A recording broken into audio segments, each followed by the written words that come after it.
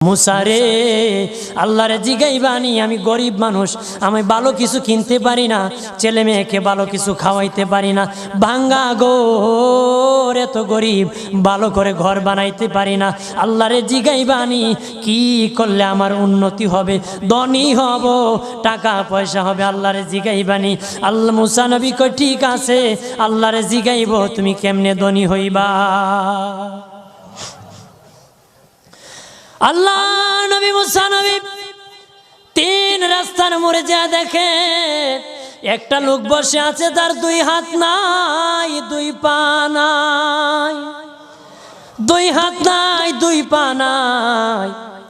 ওই লোক ডাক দিয়া কয়, মুসা রে, জীবনে কোনোদিন নিজে হাঁটতে পারি নাই, নিজ হাতে খেতে পারি নাই, কেউ খাওয়াইলে খাই, নতুবা উপবাস থাকি, বৃষ্টি আসলে ভিজি, সেখানে আমি